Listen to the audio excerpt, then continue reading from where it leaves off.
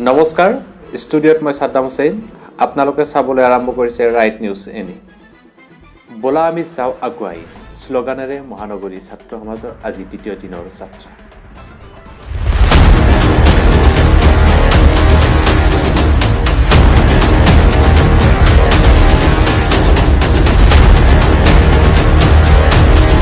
সমাজৰ হিত চিন্তা কৰা ছাত্ৰ বন্ধু ৰাজনীতিৰ ঊৰ্ধত মানৱতা এওঁলোক একগৰাকী মানৱদৰ্দী ব্যক্তি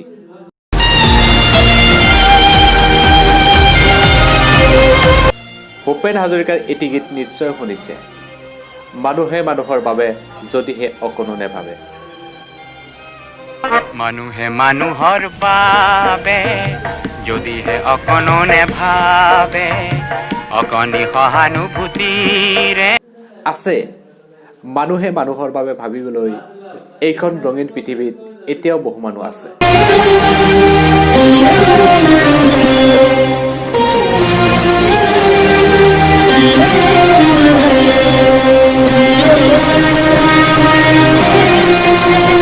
তাৰেই নিদৰ্শন দাঙি ধৰিলে মহানগৰীত পৰি থকা এইসকল ছাত্ৰ সমাজে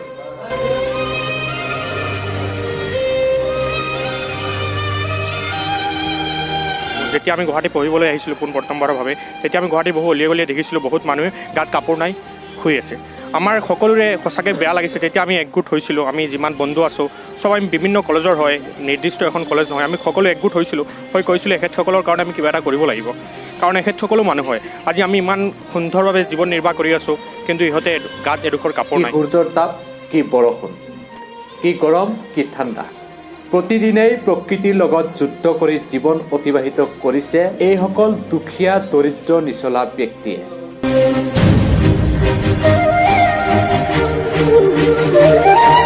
কেতিয়াবা যদি এসাঁজ খাইছে আন এসাঁজ নোখোৱাকৈ এওঁলোক যেন সুখী তথাপিও যেন জীৱন যুদ্ধত হাৰ মৰা নাই এওঁলোকে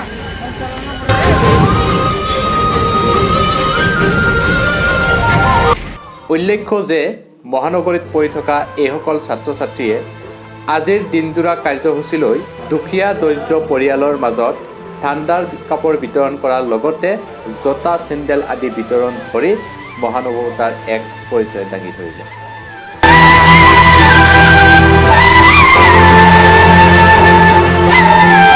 দিৱসৰ দিনা আমি গুৱাহাটীৰ পাণ বজাৰত ওলাই আহিছোঁ যিসকল অসহায় গৃহহীন লোক আছে ৰাজপথত পৰি থাকে মানে অলপ খাদ্যৰ কাৰণে তেওঁলোকে ককবকাই থাকে ঠাণ্ডাত ককবকাই আছে সেই লোকসকলক আজি কিছু সহায় কৰাৰ উদ্দেশ্যে আমি গুৱাহাটীৰ পাণ বজাৰত উপস্থিত হৈছোঁ আৰু ইয়াৰ আগত আমি গুৱাহাটীৰ গণেশগুৰি 6 মাইল হাতীগাঁও এই অঞ্চলসমূহত যিবিলাক গৃহহীন লোক আছে সেই গৃহহীন লোকসকলক আমি কিছু বস্ত্ৰ কম্বল জোতা মোজা বা খোৱা বস্তু আমি যোগান ধৰিছোঁ আৰু আজি আমাৰ সেই উদ্দেশ্য আজি দ্বিতীয়টো দিন আৰু দ্বিতীয় দিনত আমি পাণ বজাৰত আহি উপস্থিত হৈছোঁ আৰু আমাৰ এই উদ্দেশ্য সফল কৰাত সকলোৱে সহায় সহযোগিতা আগবঢ়াইছে আৰু আমি ইয়াৰ পৰা অনুৰোধ জনাইছোঁ যিসকল ব্যক্তিয়ে মানে এনেকুৱা মানসিকতা আছে যে দুখীয়া লোকসকলক সহায় কৰাৰ কিন্তু উপযুক্ত বেনিফিচিয়াৰী নাপায় বা তেওঁলোকৰ বিভিন্ন কাম কাজৰ কাৰণে ওলাই আহিব নোৱাৰে সেইসকল ব্যক্তিয়ে আমাৰ লগত যোগাযোগ কৰিবলৈ আমি অনুৰোধ জনাইছোঁ তেওঁলোকে আমি তেওঁলোকৰ আমাৰ জৰিয়তে তেওঁলোকৰ মৰমখিনি আমি সেই গৃহহীন বা আৰ্তজনৰ ওচৰত লৈ যোৱাত আমাক চেষ্টা কৰিম আৰু পোনপ্ৰথমতে আমি মানে ইয়াতে গুৱাহাটীৰ মানে গলিয়ে গলিয়ে থকা লোকসকলক আমি সহায় কৰাৰ চেষ্টা কৰিম তাৰপিছত আমি এইখিনি হৈ যোৱাৰ পিছত আমি অসমৰ বিভিন্ন প্ৰান্তত যিবিলাক মানে একদম দুখীয়া নিচলা মানুহ আছে তেওঁলোকৰ কাষলৈ যাবলৈ আমি চেষ্টা কৰিম গতিকে যিসকল লোকে সহায় কৰিব বিচাৰে আমাৰ লগত